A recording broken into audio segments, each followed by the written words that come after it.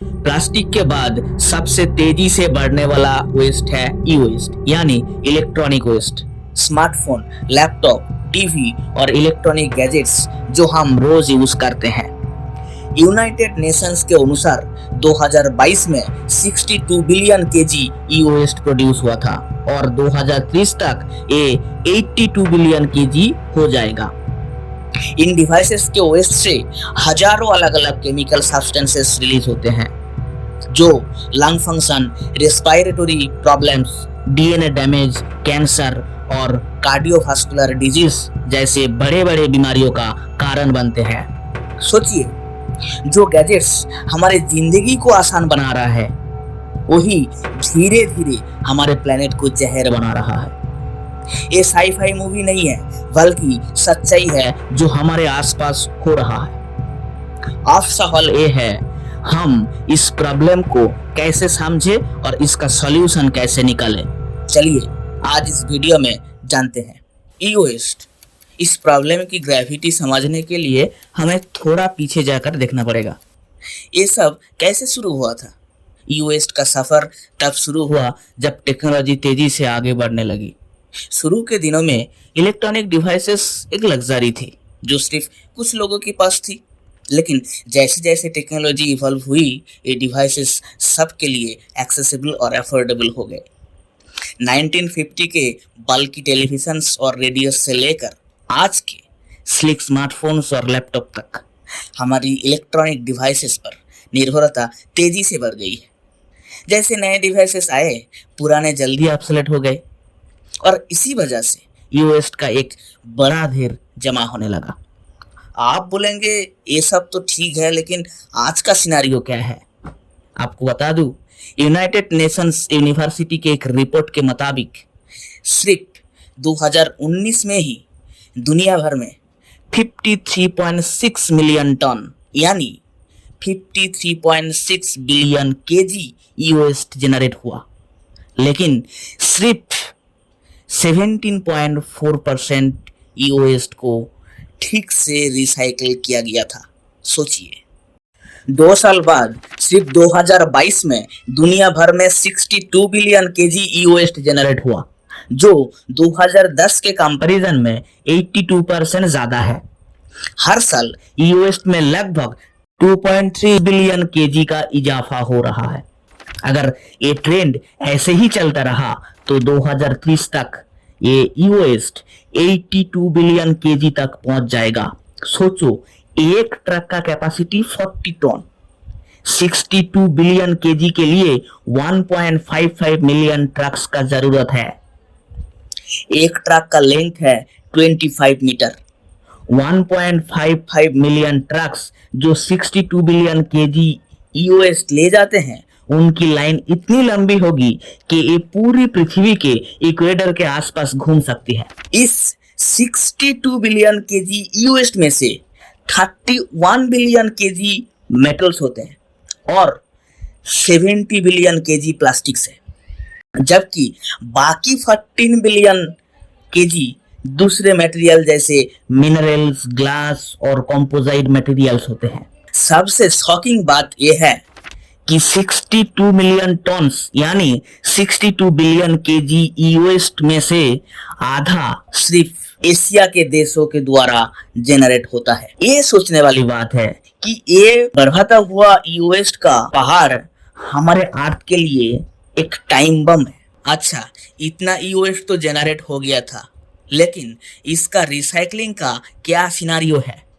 आपको बता दूं, रिसाइकलिंग का रेट 2022 में सिर्फ 22.3% था, यानी 13.8 बिलियन केजी ई वेस्ट को ठीक से कलेक्ट और रिसाइकल किया गया है।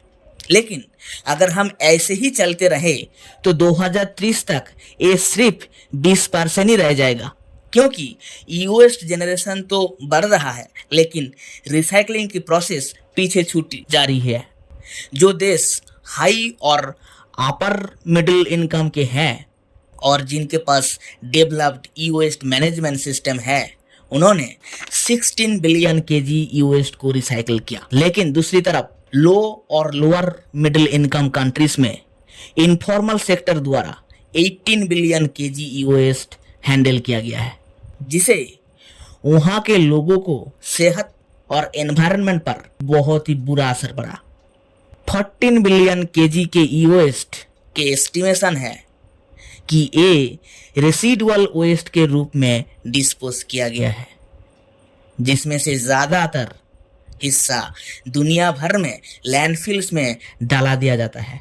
सोचो कितनी बड़ी मात्रा में ये ई वेस्ट बस कचरे के ढेरों में दफन हो रहा है। 2022 में यूरोप ने सबसे ज्यादा पर कैपिटा ई वेस्ट जनरेट किया, जो 17.6 केजी पर कैपिटा था। उसके बाद ओशियानिया 16.1 केजी और अमेरिका 14.1 केजी।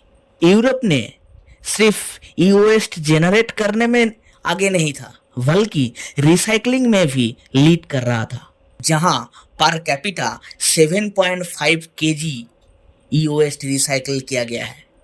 अगर इंडिया की बात करें, बहुत ही खराब सिचुएशन है।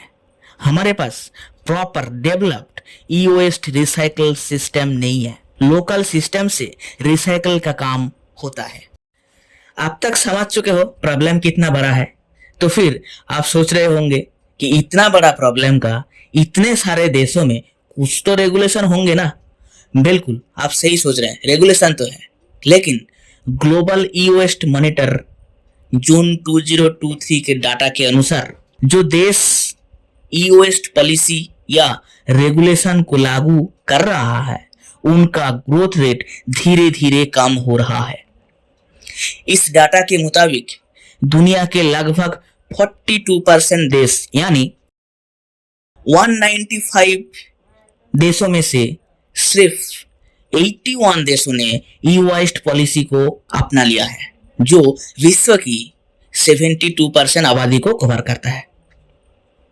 इन 81 देशों में से ओनली 67 देशों ने लीगल प्रोविजन रखा है, जो एनवायरमेंटल पॉलिसी के एक इंपॉर्टेंट डिसीजन है। एक्सटेंडेड प्रोड्यूसर रिस्पॉन्सिबिलिटी यानी ईपीआर को प्रमोट करता है, जो ई वेस्ट के प्रति जिम्मेदारी का हकदार बनाता है। इसके अलावा 36 देशों ने ई वेस्ट रिसाइकलिंग रेट के टारगेट्स को प्रोविजन को अपनाया है और 46 देशों ने ई वेस्ट कलेक्शन रेट को टारगेट्स के प्रोविजन को इंप्लीमेंट किया है। ये डाटा दिखाता है, हालांकि कुछ देश ई वेस्ट के मैनेजमेंट में कदम तो उठा रहे हैं, लेकिन इसमें ग्रोथ रेट का धीमा पड़ना एक चिंता का विषय है, जो पूरे दुनिया भर में रेगुलेशन इंप्लीमेंट करने की जरूरत को दर्शाता है।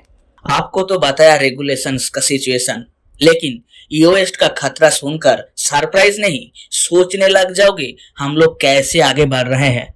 ई वेस्ट में 1000 से ज्यादा हार्मफुल सब्सटेंसेस होते हैं, जैसे lead, mercury, cadmium, copper, gold, nickel, brominated, flame retardants, polycyclic aromatic hydrocarbons यानी पीएच और पॉलीक्लोरिनेटेड बाइफिनाइल्स यानी पीसीबीस एटसेट्रा।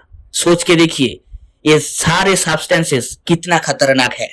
जब ये डिवाइसेस प्रॉपरली डिस्पोज नहीं होते, तब ये टॉक्सिन्स मिट्टी और पानी में घुल जाते हैं, जो एनवायरमेंट पॉल्यूशन और हेल्थ इश्यूज का कारण बन जाते हैं। एक एक्सपेक्टेंट मदर के लिए ये टॉक्सिक ई वेस्ट का एक्सपोजर हेल्थ पर नेगेटिव असर डाल सकता है, जैसे स्टिल बर्थ, प्रीमैच्योर बर्थ और लो बर्थ वेट और लेंथ।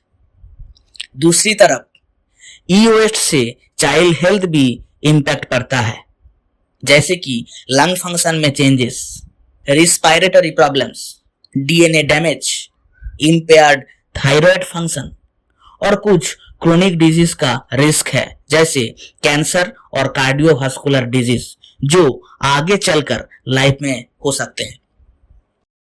वर्ल्ड हेल्थ ऑर्गेनाइजेशन यानी हू के एक लीड रिसर्चर मेरी नोएल ब्रू ने एक रिपोर्ट में कहा, एक बच्चा जो घाना के ओग्बोग्लो से वेस्ट साइड से बस एक चिकन एग खा रहा है, वो यूरोपियन फूड सेफ्टी अथॉरिटी के डेली लिमिट के मुकाबले 220 गुना ज्यादा क्लोरीनेटेड डाइऑक्सिन्स एब्जॉर्ब कर रहा है। इसका कारण सिर्फ इम्प्रॉपर ई वेस्ट मैनेजमेंट है। अगर आसान भाषा में कहूं तो घाना के ए साइड का एक चिकन एग और यूरोप का एक चिकन एग के अंदर जो क्लोरीनेटेड डाइऑक्सिन्स है उसका फर्क है 220 गुना। सोच के देखिए। आप सोच रहे होंगे कि यूएस साइड में कितने लोग काम करते होंगे, ज्यादा तो नहीं है ना, तो फिर प्रॉब्लम क्या। लेकिन आप सुनकर चौंक जाओगे। तकरीबन 12.9 यानी 13 million women informal waste sector में काम करती है, जिसे उन्हें टॉक्सिक ई वेस्ट का एक्सपोजर होता है, जिसके कारण उनके अनबॉर्न चाइल्ड के लिए खतरनाक हो सकता है। साथ ही 18 मिलियन से ज्यादा बच्चे, जिनमें से कुछ सिर्फ 5 साल के हैं, इनफॉर्मल इंडस्ट्रियल सेक्टर में काम कर रहा है, जिसमें वेस्ट प्रोसेसिंग एक सब सेक्टर है। बच्चों को अक्सर उनके पेरेंट्स यानी केयर गिवर्स ई वेस्ट रिसाइकल में इन्वॉल्व करते हैं। क्यों? इसका कारण है एक काम के लिए उनके छोटे हाथ एडल्ट से बहुत ज्यादा निपुण होते हैं, यानी यूजफुल होते हैं एक काम के लिए। इसी वजह से बच्चे और प्रेग्नेंट वुमेन खास तौर पर वल्नरेबल होते हैं, जिन्हें डेवलपमेंटल इश्यूज और कैंसर जैसे बीमारियों का सामना करना पड़ता है।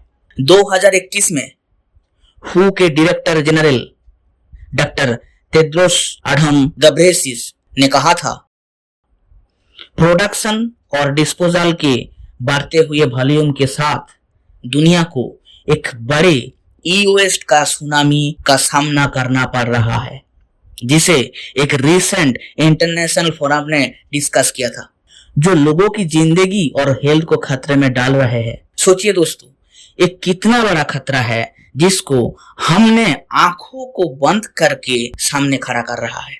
ई वेस्ट इंडिया में एक बढ़ती हुई समस्या है।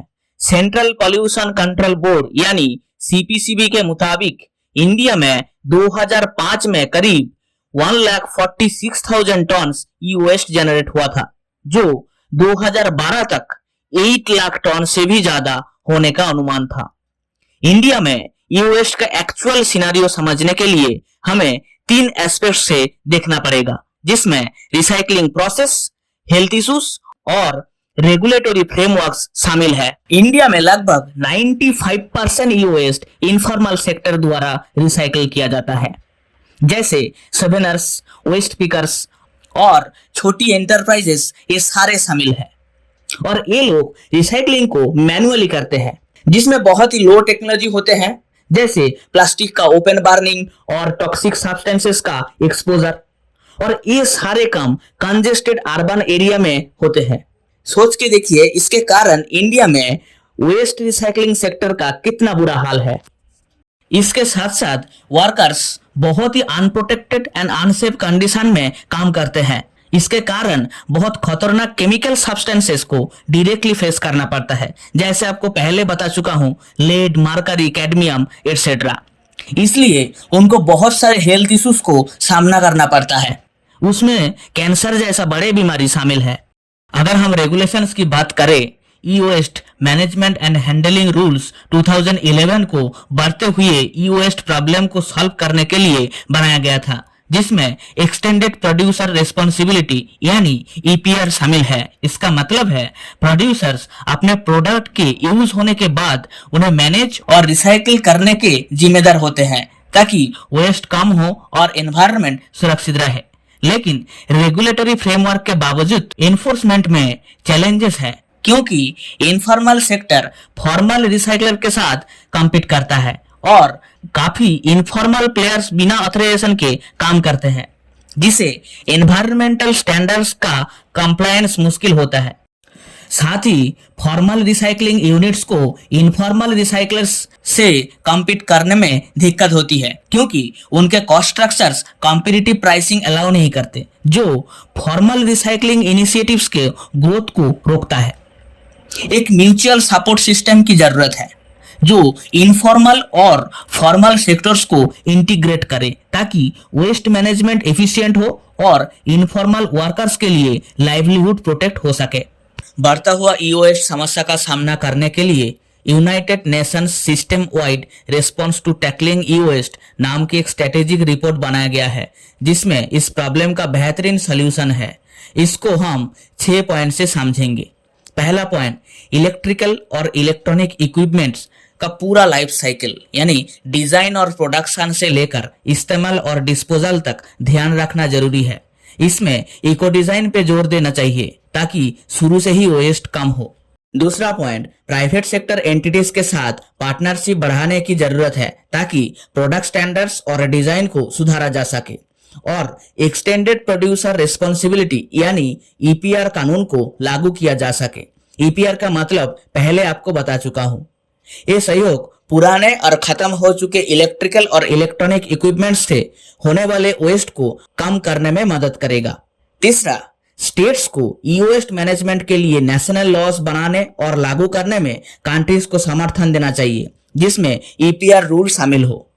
ये कानून इस बात को सुरक्षित करेगी कि वेस्ट इक्विपमेंट के खतरनाक कंपोनेंट्स को ठीक से अलग किया जाए।